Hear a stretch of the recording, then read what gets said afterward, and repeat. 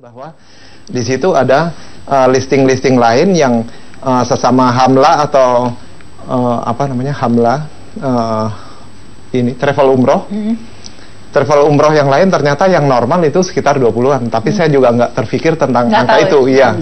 Namanya murah ya. Hanya taunya murah, karena saya sebelumnya juga terus terang saya saya tinggal di sini juga, tinggal di Arab juga lama, jadi saya juga nggak pernah terbayangkan sana dan sini. Saya pikir dunia samalah, sama baiknya dan lancar. Alatul sida, kalam al Arabia ya nih. Nggak ada zone begitu ya? Nggak ada, iya. Begitu.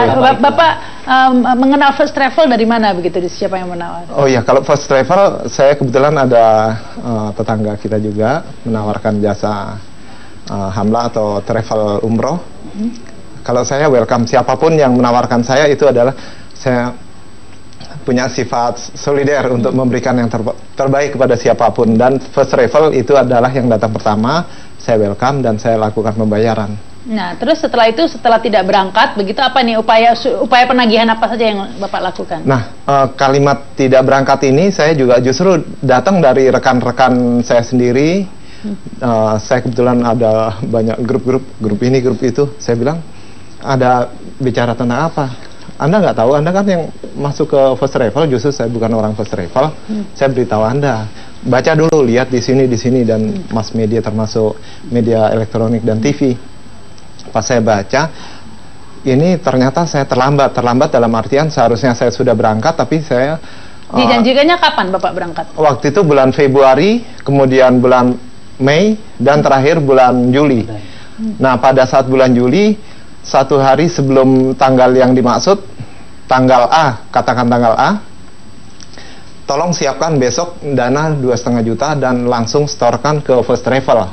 Tambahan lagi. Ada tambahan 2,5 juta. Itu nilainya jadi sekitar 17,5 kalau di total, kira-kira ya, angka bulatnya mudah dihitung. Tapi dari situ kita semua berebut waktu di hari yang sama untuk melakukan pembayaran. Ternyata untuk melakukan pembayaran aja kita seperti orang mau antri bola. Sulit.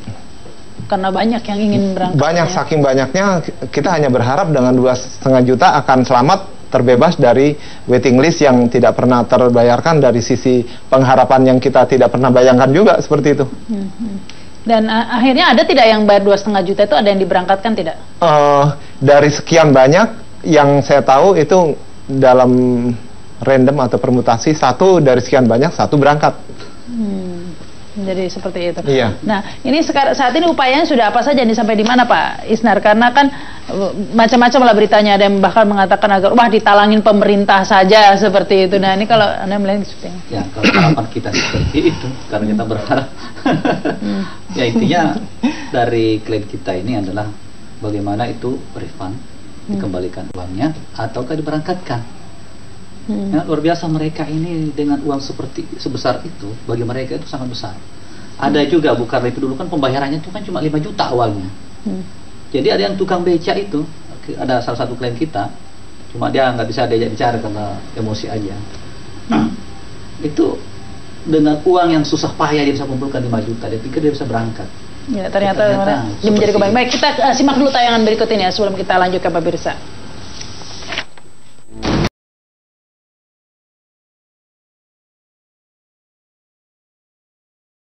Hasil penelitian pelaporan dan analisis transaksi keuangan PPATK, ditemukan fakta bahwa dana jamaah tidak hanya digunakan untuk memberangkatkan umroh, tapi juga digunakan untuk pembelian aset pribadi.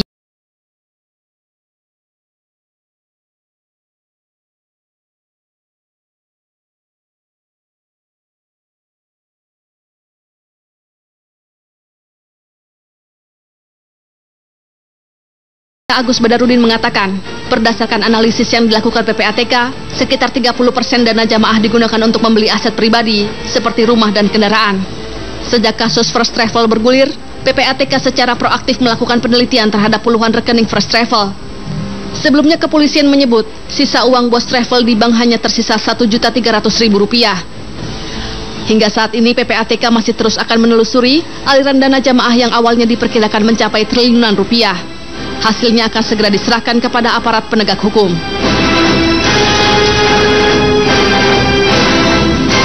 Dalam Dalam kasus ini, pihak kepolisian telah menetapkan bos First Travel Andika Surahman dan istrinya Anissa Despita Sari Hasibuan sebagai tersangka. Belakangan adik bos Travel, Kiki Hasibuan, juga ikut ditetapkan sebagai tersangka. Kasus dugaan penipuan yang menjerat bos agen perjalanan First Travel diduga menipu 35.000 jamaah dan meraup setidaknya 500,5 miliar rupiah dari para korbannya. Dugaan penyalahgunaan dana jamaah yang berharap bisa pergi umroh tak lepas dari kehidupan mewah bos travel pasangan Andika Surahman dan Anissa Hasibuan. Selain memiliki rumah mewah bak istana di kawasan Sentul Bogor yang menjadi tempat tinggal Andika bersama istri dan anak-anaknya, Andika dan Anissa juga kerap memamerkan kehidupan mewahnya di media sosial, terutama saat jalan-jalan ke luar negeri, terutama Eropa, yang kerap jadi tujuan pasangan ini menikmati liburan bersama. Publik juga mulai mempertanyakan dana operasional untuk kiprah Anissa Hasibuan menembus dunia fashion internasional. Nama Anissa Hasibuan telah dikenal dunia mode setelah sukses menggelar peragaan busana berkelas di Amerika dan Paris. Sementara itu, penyidik Bareskrim Mabes Polri telah menyita sedikitnya 6 mobil, di mana 3 diantaranya merupakan mobil mewah milik bos First Travel. Kendaraan yang diamankan yakni jenis mobil Volkswagen Caravelle putih F805 FT, Mitsubishi Pajero Sport putih F11 FT, Toyota Velfire putih F777NA, Toyota Innova hitam B1866 URD, Daihatsu Sirion putih B288 UAN, dan Toyota Avanza Silver B1886 UZH. Belakangan 2 mobil diantaranya dikembalikan karena ternyata berstatus mobil sewaan. Salah satu program First Travel yang membawa Andika dan Anissa Hasibuan ke dalam masalah pelik diduga berawal dari dibekukannya operasional First Travel oleh Otoritas Jasa Keuangan OJK. Program promo murah yang dijanjikan First Travel dengan biaya 14,3 juta rupiah jauh dari standar pelaksanaan umroh $1.700 Amerika atau secara dengan 22 juta rupiah. Namun program ini mampu menyedot ribuan jamaah yang belakangan gagal berangkat. Sejak 1 Agustus, Kementerian Agama telah mencabut izin operasional First Travel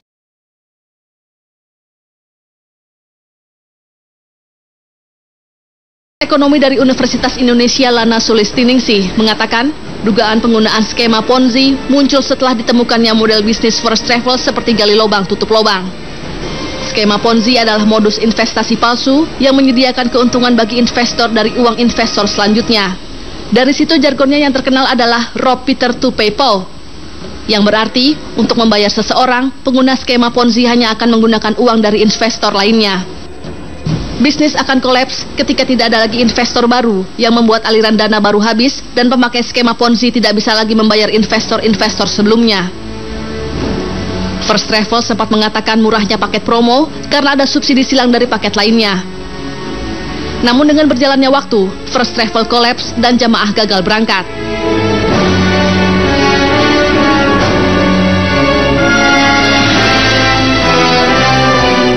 Ya, ini angka penipuannya memang bisa dikatakan penipuan begitu ya, fantastis begitu. Ada polisi mengatakan 500M begitu, tapi dari versi PPATK ada yang mengatakan sampai triliunan begitu. Saya ke Bu Yanti ya, Bu Yanti Ganarsi. Nah, ini seringkali memang kita jumpai di masyarakat bayar sekarang begitu ya, nanti misalnya bayar bulan ini nanti baik itu membeli properti, apartemen ataupun travel seperti, tapi nanti jasanya dibayar setahun atau berapa lama. Nah, ini kan sudah diputar uangnya atau dibungakan atau bagaimana nih sistem Ponzi itu seperti apa begitu? Mungkin itulah yang berbahaya jadinya kan. Artinya harusnya berpikir seperti bank gitu ya. Orang mau mendirikan bank itu paling tidak harus punya modal awal tuh sekian. Nah, ini yang mungkin harus dilihat untuk persaingan usaha itu, bahwa ya kalau ini kan nampaknya kan orang bisa saja tanpa modal bisa, karena kita karena mereka mengandalkan yang daftar duluan yang akan berangkat tahun depan itulah modalnya. Ini harusnya nggak bisa, yang seperti ini rentan sekali, bahaya sekali. Kalau saya tapi lihat, banyak yang praktek di masyarakat, termasuk jasa apa saja ini ya, baik travel maupun properti seperti itu. Properti, tapi kan makanya agak banyak sih seperti itu, dan repotnya juga edukasi kepada masyarakat kan. Nah, kalau masyarakatnya seperti ini, mestinya ada peran dari pemerintah untuk agar ya boleh seperti itu, tapi orang yang membuka usaha-usaha seperti ini harusnya ada standar-standar lah. ada bahwa dia punya modal dulu, misalnya kalau terjadi namanya juga bisnis, kalau terjadi apa-apa, apa dana talangannya nih nanti gitu kan? Ada semacam kayak kayak misalnya ada LPS gitu ya, lembaga penjamin simpanan misalnya begitu. Kalau dibiarkan begitu saja ya memang rentan sekali. Maka polisi kan sudah menerapkan 378 ya, penipuan penggelapan. 37278 ya. TPPU. Nah, kalau ada 378 pastilah kita pasti percaya kan polisi sudah menahan lagi kan, sudah menahan pasti ada. Nah, dengan sendirinya itu uangnya kemana? Kan yang diberangkatkan baru katanya setengah 50% lah dari yang dihimpun. Berarti uang yang 50% lagi inilah yang tidak ada kan. Kalau 15 juta saya hitung 70.000 ya 1 triliun lah. 1 triliun uang yang terkumpul. Fantastis sekali. Nah itu.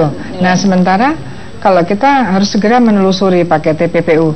Sebetulnya kalau saya berpikir polisi kalau saat ini segera saja menggunakan TPPU untuk kepentingan freezingnya, pembekuannya. Tapi apa bisa ya Bu Yanti mengingat begini, TPPU misalnya mau disita semua, tadi itu rumah ternyata sudah dijaminkan ke orang lain, mobil ada yang mobil sewaan seperti itu, di rekening tinggal 1,3. Nah ini bagaimana uang jamaah bisa kembali ya? Justru itu kan tidak masuk akal kan. Misalnya gini, kok kemarin bilangnya rumah sudah dijaminkan untuk peminjaman 80M, nggak mungkin kan, rumahnya hanya 7M kok.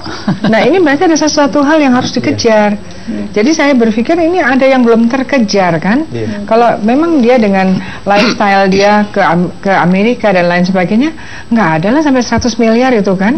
Nah mobil juga hanya 4 kan akhirnya, karena yang 2 kan sewaan, hanya 4, rumah paling tinggi 10M, nggak ada 1 miliar juga. Jadi yang 800M itu kemana? Nah ini mestinya menggunakan TPPU. Jangan-jangan ya selalu ya mereka punya trik sendiri sudah. Triknya seperti apa? Apa bisa terlacak begitu ya? Karena kan bisa saja disimpan di luar negeri seperti itu. Bisa jadi justru kalau dengan kalau TPPU, seperti itu TPPU tidak bisa melacak. Justru dengan TPPU semakin mudah melacaknya. Meskipun di luar negeri begitu. Iya, di luar negeri kan bisa kerjasama PPATK dengan luar negeri, bisa. Dengan TPPU lah bisa melacak ke luar negeri. Sebetulnya begini, ketika adiknya digeledah kan rumahnya kan sudah kosong, rumahnya kan. Udah siap, kelihatan udah siap dipersiapkan. Di situ juga pembelajaran lah, bahwa artinya penegak hukum terlambat kan. Kan rumah ketika digeledah sudah tidak ada apa-apanya. Nah ini kan ada hal-hal yang memang kentara sekali, bahwa kan dia direktur keuangan, di situ mungkin ada rekening-rekening yang tidak diingat. Sebenarnya mudah kalau sudah pakai TPPU, nama 3 orang ini langsung mintakan ke banknya atau mintakan ke PPATK, itu dibuka semuanya, dan kita harapkan alirannya tuh jelas kemana. Tapi bisa pakai nama orang lain kan Bu? Bisa pakai nama orang lain. Itu susah dilacak kalau pakai nama sopirnya atau orang yang tidak masuknya dikenal. Kan pasti kan ke travel ini 3 orang ini masuknya ke nama itu kan, masuk dari sini memang. Paling tidak kita tahu lah, dari situ tuh keluarnya tunai atau keluar kemana gitu. Kalau tunai nanti dicari lagi. Mestinya sekarang gunakan saja TPPU sejak awal. Memang penahanannya kan menggunakan Undang-Undang 378, 372. TPPU-nya belum ada penahanan, nggak apa-apa gitu. Nanti begitu penahanan ini habis, menggunakan penahanan TPPU. Tapi TPPU sudah bisa bekerja dari sekarang gitu. Baik, kita harus break dulu ya. Kita lanjutkan lagi, pemirsa, kami akan kembali bersama berikut. Bersama kami dalam Pro Kontra, dan kita lanjutkan membahas tentang kasus penipuan first travel. Kita sudah terhubung dengan Sekjen Kementerian Agama Pak Nur Sam. Halo, selamat malam. Assalamualaikum. Ya, assalamualaikum Pak Nur Sam. Waalaikumsalam. Ya, Pak Nur Sam, di studio ini ada Pak Isnar Sarifudin, kuasa hukum korban first travel, ada Pak Dedi Sanirandi, komisioner KPPU, ada Bu Yanti Ganarsi, dan kemudian Pak Susanto yang korban. Ya, Pak Nur Sam, ini seperti apa orang mempertanyakan kemana ini pengawasan pemerintah? Mengapa orang bisa bebas begitu ya Pak ya, menjual di bawah standar? Nah ini mengapa tidak ada pengawasan seperti ada lembaga pemantaunya seperti haji begitu Pak?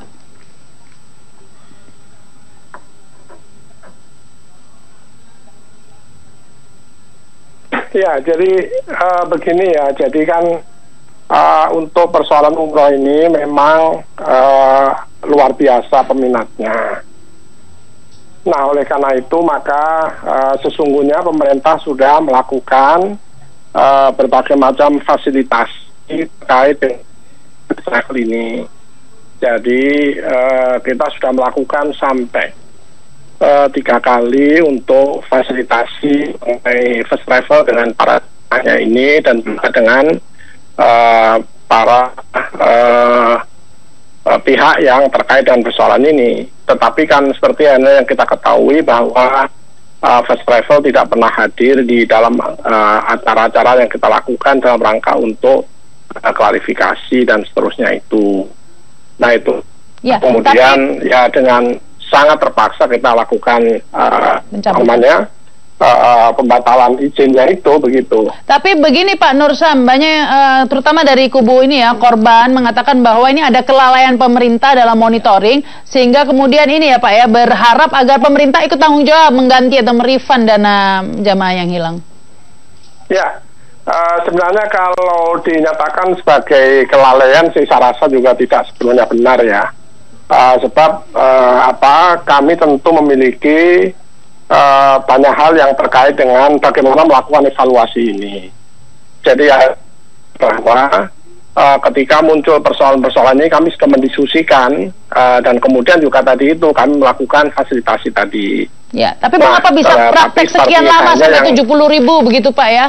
Ini kenapa tidak terpantau oleh pemerintah atau Kementerian Agama begitu? Ya. Kami tentu memantau jadi terhadap tindakan-tindakan yang dilakukan oleh biro-biro travel ini kan sudah kita antisipasi. Misalnya dengan program 5 Pasti Umroh. Program ini kan sebenarnya dilakukan di dalam rangka untuk memberikan kepastian kepada para jamaah bahwa kalau mereka mau umroh itu tentu harus jelas 5 hal tadi. Jelas travelnya, kemudian jelas paspornya, visanya, jelas tempat pemondokannya di Arab Saudi, jelas berangkatnya, pulangnya dan sebagainya. Jadi ini sudah merupakan regulasi yang kita bikin. Nah, tetapi kalau kemudian lalu terjadi seperti ini ya, inilah yang yang kita sesalkan sebenarnya itu. Ya, ini mungkin Pak Isnar ini Pak akan menambahkan. Baik. Yang kita sayangkan bahwa selama ini pihak pemerintah itu tidak hadir di tengah-tengah masyarakat untuk mengawasi tentang proses kejadian ini gitu loh. Selama ini kalau seperti ini maksudnya hanya sudah terjadi baru turun tangan ya, melakukan pemutusan atau pencabutan izin.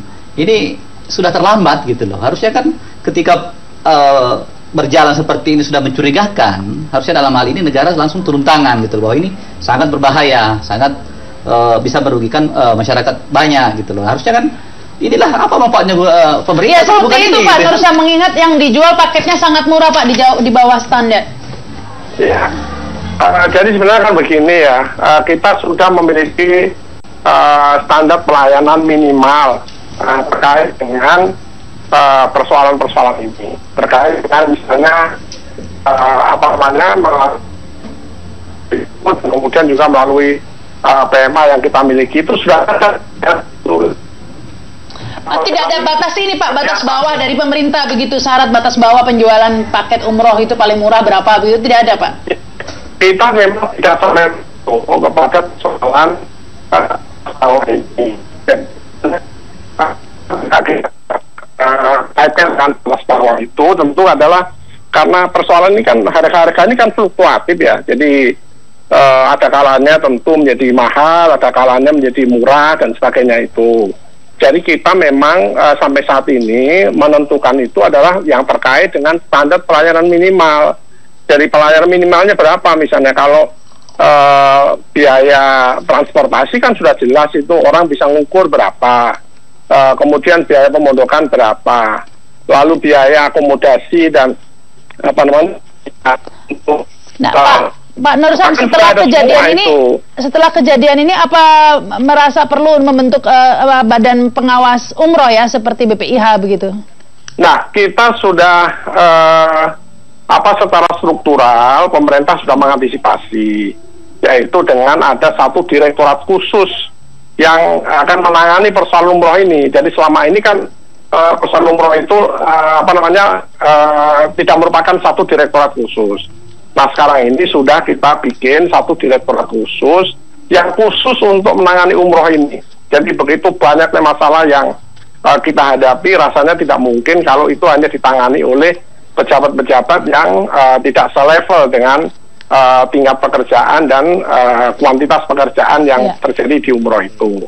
Nah, oleh karena itu ini sudah kita bentuk tahun kemarin. Tentu mereka sekarang sudah sangat bekerja untuk melakukan banyak hal terkait dengan persoalan umroh ini. Ini ada Pak Susanto yang korban ini juga ingin bicara, Pak Nur. Selamat malam Pak Nur Syam. Selamat malam Pak Susanto. Selamat malam juga, terima kasih atas waktunya. Mungkin saya akan berikan sedikit advice di sini. Saya sebagai korban, tapi saya juga akan memberikan tambahan informasi buat kita semua yang akan berangkat dan yang belum berangkat, bahwa untuk menghitung berapa banyak jemaah yang akan bisa berangkat, sebutlah dengan angka 10 orang jemaah yang sudah setorkan dananya, apakah 10 orang itu bisa berangkat semuanya atau tidak. Di situ ada standar nilai penjualan atau CGS, cost of goods sold-nya. Jadi nilai pokok yang harus diberangkatkan sampai kembali ke Jakarta dalam keadaan selamat dan aman, tentram dan damai. Nah dari situ juga sebut dari angka 10 calon jemaah, mungkin kalau dengan biaya murah mungkin hanya jatuh di 7 jemaah. Nah ini yang saya garis bawahi, bahwa kalimat ini bisa ditelusuri lewat laporan keuangan atau balance sheet dan income statement, Pak. Ya. Baik. Ya. Jadi memang saya pikir begini Pak, jadi first travel ini memang luar biasa juga. Jadi di dalam klausul perjanjiannya itu kan bisa melakukan perubahan sampai 5 kali jadwal pemberangkatan. Jadi memang sudah dirumuskan sedemikian rupa. Ini kemudian oleh jamaah kita kan tidak dipahami ini.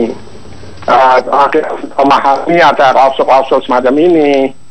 Karena kebanyakan jamaah kita itu kan tergantung pada agen-agen di daerah-daerah itu. Jadi, nah makanya sekarang ini yang lagi ribet tentu adalah agen-agen ini adalah yang berhubungan langsung dengan para jamaahnya itu. Nah, semacam ini. Jadi barangkali ke depan memang masyarakat perlu hati-hati ini yang semacam ini, supaya ke depan juga orang bisa beribadah dengan baik. Kira-kira begitulah. Baik. Terima kasih ini Pak Nur. Selamat malam. Selamat malam.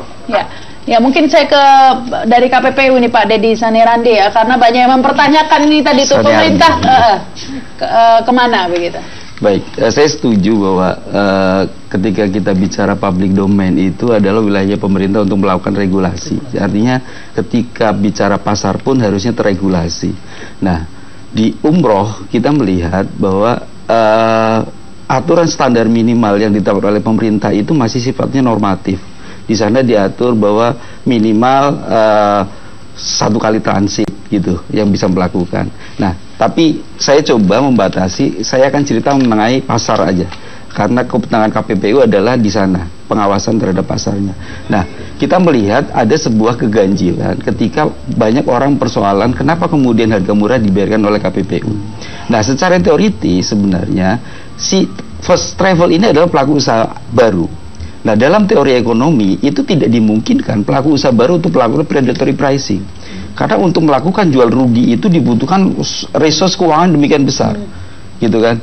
Nah, saya melihat bahwa first travel ini dia coba promosi. Dalam teori ekonomi dibolehkan, gitu ya. Nah, persoalannya adalah ketika tadi pemerintah gitu ya yang seharusnya menyiapkan sebuah regulasi yang komprehensif, dan ini tidak terjadi pada saat ini aja. Kasus Pandawa, investasi bodong gitu kan, terus kasus Cipaganti gitu kan, itu kasus-kasus yang mencerminkan bahwa sebenarnya kita perlu ada satu perbaikan dalam bernegara gitu ya, dan kita harus akui, dan saya tidak menyalahkan siapapun, tetapi kita momentum ini harusnya menjadi sebuah peringatan keras bagi kami termasuk gitu ya, dan pemerintah untuk mencoba meregulasi hal-hal yang bisa meminimalisir terjadinya hal ini. Nah, yang kedua, untuk menjadi pelaku usaha perusahaan umroh ini juga demikian mudah gitu kan, minimal 2 tahun melakukan aktivitas di jasa travel gitu ya. Nah, tanpa ada tadi tuh kapital inilah kan kalau dibuka bank ada karnya begitu ya, kapitalnya. Sehingga ini menjadi satu hal yang juga diregulasi juga oleh pemerintah, khususnya Kementerian Agama sebagai pembina. Nah, saya melihat ke depan perlu ada sebuah pengaturan kaitannya dengan siapa yang boleh melakukan core umroh dan siapa yang melakukan jasa keuangan. Nah, harusnya tidak dibolehkan travel gitu ya, itu menampung dana masyarakat untuk sekian lama gitu ya, yang harusnya itu dilakukan oleh perbankan. Haji bisa, gitu kan? Haji menggunakan perbankan. Jadi jemaah haji itu harus transfer ke bank dulu, duitnya disimpan di bank karena dia adalah sebagai pengelola keuangan. Nah, di umroh tidak. Disimpan orangnya ya, disimpan oleh si pelaku usahanya sebagai pelaku usaha umroh. Masih tahun depan. Padahal berangkat tahun depan. Sehingga dia kan sebagai pengelola jasa keuangan, gitu kan. Harusnya dia punya izin untuk jasa pengelolaan keuangan. Harusnya ke depan tidak lagi terjadi seperti itu. Harus dipisahkan tuh siapa lembaga pengelola keuangan, siapa sebagai core umroh. Jadi kalau travel sekarang bayar harus segera berangkat, nggak boleh terlalu lama jaraknya begitu ya. Harus ada peraturan seperti itu. Artinya travel yang melakukan jasa. Nah, dengan kelalaian seperti itu wajar tidak jika kemudian korban minta pemerintah menanggulangi? Kalau itu bukan kewenangan kami KPPI. Ya mungkin Bu gini ya. Kalau nggak salah juga, Pak tolong dicek registrasi terakhirnya dia. Itu kalau nggak salah akhir 2016 atau 2017 awal. Padahal di 2015 sudah ada komplain. Tapi kenapa registrasi ulangnya kok keluar gitu? Nah, di situ mungkin silahkan. Kemarin saya juga di salah satu TV dengan dari Kemenak itu memang begitu, kok bisa saya bilang gitu. Kan itu membuat mereka yang pada akhirnya menambah 2,5 karena kan percaya karena kan registrasinya saja keluar lagi. Nah, ini mungkin untuk pemerintah ini evaluasi lah tentang hal ini. Nah, berkaitan dengan ada sih share of responsibility-nya negara misalnya, tetapi pertanggungjawaban negaranya untuk berbagi pertanggungjawabannya tidak berupa mengembalikan itu kan sulit karena anggarannya di mana, dari mana itu kan tidak bisa karena ini adalah bisnis swasta kan, nggak mungkin. Paling-paling kalau mau bertanggung jawab kalau di luar negeri sih mungkin yang paling bertanggung jawab siapa mundur misalnya paling gitu ya, atau jabatannya diganti, paling hanya sekedar itu. Tapi kalau uang jamaah kembali tidak bisa ya, karena sama-sama dengan Lapindo begitu kan sebagian ada. Kan tidak mungkin, rasanya uang pakai apa, negara sekarang lagi butuh uang ya kan, dan ini tidak baik. Kalau begini Pak, kalau misalnya sekarang langsung diambil alih oleh negara-negara sebagian ditanggulangi negara, ini juga tidak akan sehat. Nanti orang-orang masyarakat juga kurang waspada lagi karena dia pikir toh nanti kalau ada apa-apa negara ada lembaga penjamin pemerintah. Kemudian orang-orang juga tidak takut juga, orang-orang yang akan berniat jahat juga nggak masalah toh. Paling-paling saya di penjara, nanti ini masyarakat juga diganti oleh negara. Ini juga tidak sehat. Ini juga kita harus berpikir komprehensif ya. Saya kira kalau dana dari negara ya tidak ada posnya tidak tahu di mana kalau. Baik, kita harus break dulu ya. Kita lanjutkan lagi pemirsa. Kami akan kembali setelah pesan-pesan berikut ini. Anda kembali bersama kami dalam Pro Kontra. Sebelum saya ingin ke Bu Yanti dulu ya, karena ini ada yang menarik ya, yang mengemuka kemana ada money game Ponzi ini, begitu ya Bu ya. Karena kalau dilihat tadi keterangannya, di detik-detik terakhir ketika mau diberangkatkan masih diminta lagi, masih bermain lagi dia, disuruh setor lagi uang. Artinya ada uang masuk lagi 2,5 juta lagi dari berapa yang antri bola itu, berapa orang kira-kira itu? Puluhan ribu yang jelas. Ya, nah itu artinya dikali berapa berarti dia mengeruk uang lagi begitu kan? Dan memang diberangkatkan setelah itu Pak ya, tapi 16 orang. Hanya beberapa orang. 16 Pak kemarin dari itu 16 orang. 16 orang dari miliaran lagi dapat duit. Nah itu 16 orang. Nah, jadi seakan-akan yang penting ada berangkat gitu kan? Bukan yang penting ada berangkat, tapi yang penting sudah mewakili sekian orang dari sekian banyak korban. Mewakili. Nah, ini seperti apa sih atau money game Ponzi ini mengapa menjadi apa ya? Sebenarnya dari dulu sudah ada modus seperti ini. Makanya kan ada dua pendapat bahwa kami itu bukan investasi gitu kan, tapi kami itu ini adalah bisnis bahwa akan berangkat, tetapi ada nuansa investasinya itu tadi bahwa bayarnya sekarang berangkatnya baru tahun depan gitu, 1 tahun kan itu. Emang dijanjikan 1 tahun ya Pak? Memang pada umumnya begitu kan. Dan misalnya ada yang 1 tahun itu dia bisa dibungakan atau segala macam ya. Dengan beberapa kalimat kita tidak bisa menuntut karena harapannya yang telah membayar sekian harap tunggu sampai dengan ini. Jadi kita sebagai calon jemaah kita memang sesuai dengan apa kata komando mereka. Kita nggak mungkin bisa, saya mau berangkat duluan. Itu kalau kita bicara face to face ini kan kita dari sekian banyak jemaah dari Indonesia, bukan hanya dari Jakarta. Tapi memang dalam perjanjiannya 1 tahun baru akan dibayar. Jadi bayar 14 juta untuk berangkat tahun depan. Tahun depan. Iya, Seperti memang itu. begitu. Nah, ini ada sebenarnya kalau tidak murah sebenarnya kalau 1 tahun Dibunga. 14 juta dibungai ya 22 juta juga kan. Ya, memang tidak langsung 14 juta, kalimatnya cukup pindah juga 5 juta pertama. Tapi ada juga setelah itu ada yang langsung bayar, kekurangannya senilai 9 juta sekian. Tapi toh 9 juta sekian bukan berarti jaminan untuk segera berangkat. Tetap kita ada waiting list. Seperti itu. 5 juta pertama, kemudian lunasnya berapa bulan, Pak? Lunasnya sesuai dengan instruksi dari First Travel. Bulan depan kan? Bisa bulan depan, bisa kapanpun, tapi yang jelas dengan pelunasan, walaupun hari ini saya misalnya sudah lakukan pembayaran yang 5 juta, besok pagi saya bayar 9 juta sekian, bukan jaminan saya bisa berangkat bulan depan atau bulan berikutnya, tapi saya harus tunggu sampai waktu yang dia tentukan, bisa 1 tahun. Nah ini kan Insya Allah 1 tahun. tidak jelas ya kendalinya, karena pemberangkatan tergantung mereka. Yang minimal kan pembayaran pertama 5 juta. Iya. 5 juta untuk diberangkatkan tahun depan kan? Iya. 1 tahun. Iya. Dan itu berapa puluh ribu kan? Nah, Iya. di situ kan. Nah, di sini yang tidak terawasi itu adalah yang kita ada nuansa investasinya itu berarti uang ini diapakan kan? Iya. Selama Gitu. 1 tahun itu. Iya, Iya. sama 1 tahun. Nah, disitulah. Jadi kayak ada gamingnya kan di situ, permainannya kan jadi situ. Jadi, nah di sini yang harus diawasi dalam rangka. Tapi sebenarnya perlindungannya bagaimana kalau terjadi money game apa-apa? Ponzi ini ada aturan yang jelas tidak Pak di Indonesia? Mengingat ya ada MLM seperti itu kan yang juga modusnya seperti sama, jualan barang tapi barang itu hanya sebagai pemanis saja, sebenarnya money game begitu.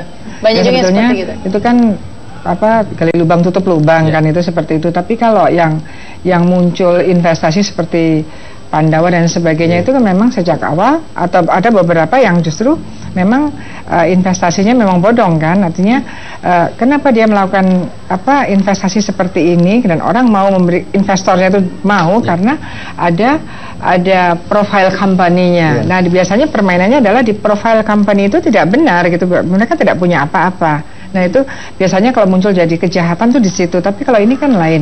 Di sini justru tanpa jaminan apa-apa kan, masyarakat percaya aja gitu.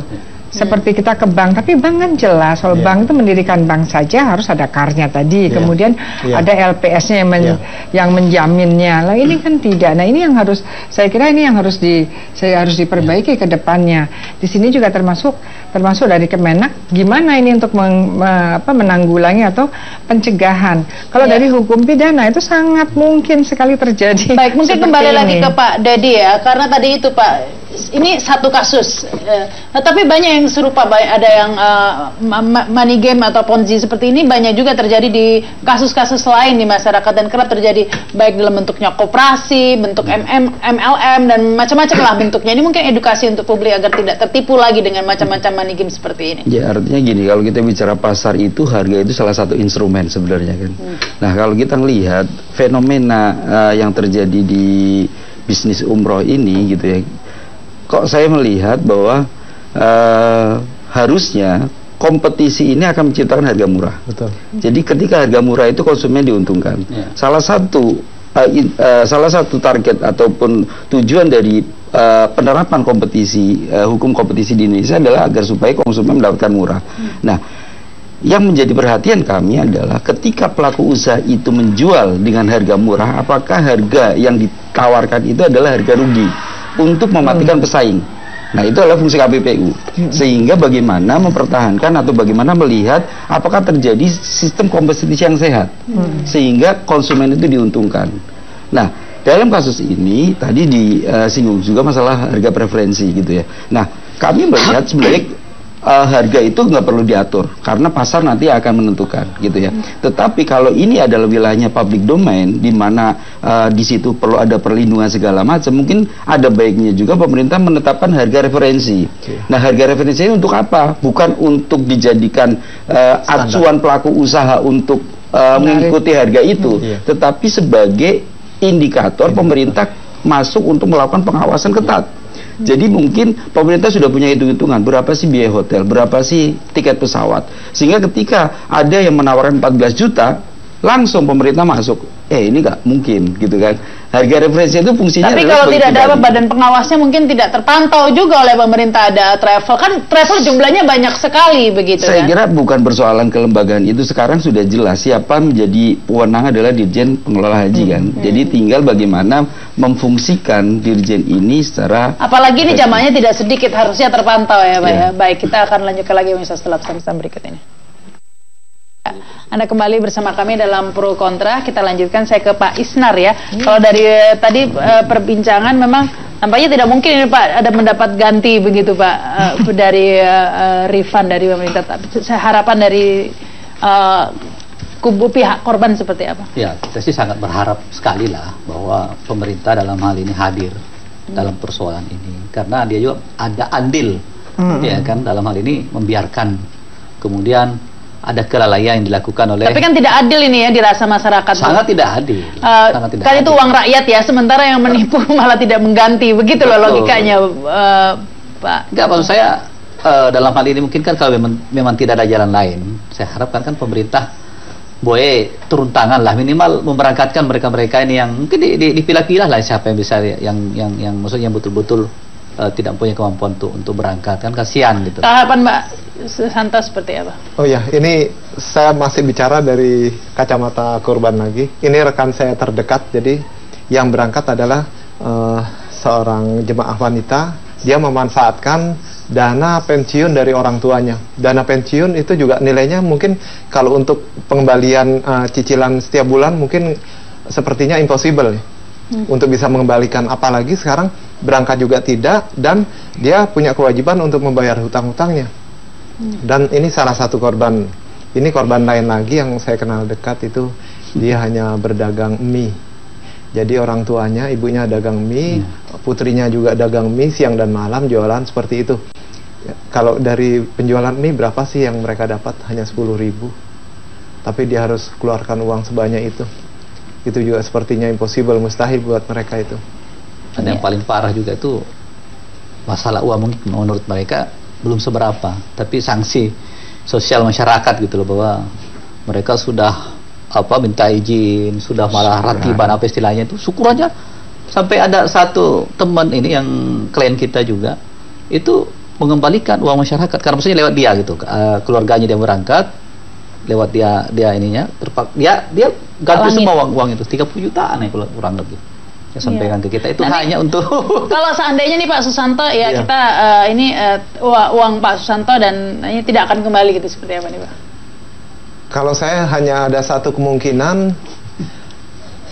dana yang sudah masuk tetap calon jemaah diberangkatkan atau di refund. Ini seperti yang barusan saya bicarakan, itu korbannya bukan sembarang korban ya. Mereka hidup dan mati harus membayar hutang, berangkat pun tidak, tapi dia sekarang harus membayar hutang sekian tahun untuk yang orang tuanya hanya punya dana pensiun. Baik. Dan untuk yang berdagang sendiri, mereka juga harus berpikir bagaimana besok dia bisa membayar, mendapatkan keuntungan dari berjualan itu. Nah sekarang mungkin ini masukan saja dari saya juga mewakili rekan-rekan korban. Masa pemerintah mau dia? Ya mudah-mudahan dari owner First Travel juga bisa bicara bersama ini untuk keselamatan dan kepentingan kita bersama. Baik. Insya Allah selamat. Baik, kita harus break lagi nih ya. Masih ada satu segmen lagi, pemirsa. Kami akan kembali setelah pesan-pesan berikut ini. Ya, Anda kembali bersama kami dalam Pro Kontra. Kita lanjutkan. Saya kembali ke Bu Yanti ya. Kalau dilihat seperti ini, memang masih besar harapan para jamaah ini untuk di-refund atau diberangkatkan seperti itu. Sementara untuk uangnya sendiri tampaknya sudah rapi sekali ini pelaku ya untuk menyembunyikan, bahkan hanya ada 1,3 juta di rekeningnya. Nah, seandainya semua uang yang udah masuk ke First Travel itu diambil oleh pemiliknya ini secara cash kemudian disebar disembunyikan, memang tidak terlacak kan ya? Ya itu, jadi harapannya ya memang penerapan TPPU yang bisa mencari itu kemana. Nanti kita akan menyandarkan harapan ya pada penegak hukum, ya PPATK. Bisa ya Bu, misalnya masukkan cash ke berbagai rekening gitu? Bisa lah, bisa. Ya kalau memang itu agak sulit. Nanti kalau dia tarik tunai dari yang dihimpun, dia tarik tunai. Makanya nanti kan nampak dari PPATK itu kan ada laporan perbankan. Uang yang masuk ke First Travel itu kemudian dia tarik tarik dari rekening first travel itu bagaimana cara penarikannya? Kalau tarik tunai, ya untuk apa? Masa kan, ya mungkin juga sih apa iya ya disimpan di bawah bantal ya, ya kejar aja lah. Atau disimpan di rekening-rekening nama-nama yang bisa jadi. tidak Tapi kan terlacak. itu nanti bisa didalami melalui melalui pemeriksaan hukum itu tadi kan, Pandai-pandainya pasti saksi-saksi. ada celah lah nanti. Iya, yang harus kita cari adalah gini, jumlahnya yang masuk itu kan PPATK sudah mengatakan di atas 1 triliun, bahwa bahkan ketua PPATK mengatakan triliunan gitu ya. Iya, betul. Kalau triliunan berarti mungkin malah lebih dari 2 triliun jangan-jangan, karena kalau tidak ada 2 triliun pasti beliau mengatakan di atas 1 triliun mesti gitu kan. Beliau menyampaikannya triliunan gitu kan. Betul. Itu kan mesti ada data, ketua PPATK menyatakan itu. Nah sekarang yang sudah ada adalah bahwa yang diberangkatkan yang lalu pun masih hutang kan Pak. Iya. Di Arab Saudinya betul. mereka hutang. hotelnya semua belum dibayar. Belum dibayar, dan kemudian Bos-bosnya mobil apa itu sudah berapa, sampai mutawifnya belum dibayar. rumah berapa. Iya. Taruhlah di Amerika American Fashion Weeks itu pun ya nggak mungkin lah sampai 100 miliar Baik, kan. ini mungkin ditambahin Berarti kan mungkin uangnya closing kemana statement ini, gitu. sebelum kita closing ke Pak Dedi ini. Ya, menurut saya gini, sekarang pemerintah setuju bahwa yang kita pikirkan kan sekarang solusinya, ya kan? betul. Jadi mungkin keterangan dari bos travelnya ini yang paling utama bisa dikejar. Artinya dia kemanain aja duitnya itu, gitu kan? Nah, coba kalau kami dari KPPU menyarankan memang pemerintah memang sekarang harus mulai melek gitu ya, harus mulai mengatur bahwa regulasi ini perlu disiapkan. Ya kan, regulasi bagaimana melindungi konsumen, terus kemudian kalau kaitannya dengan pasar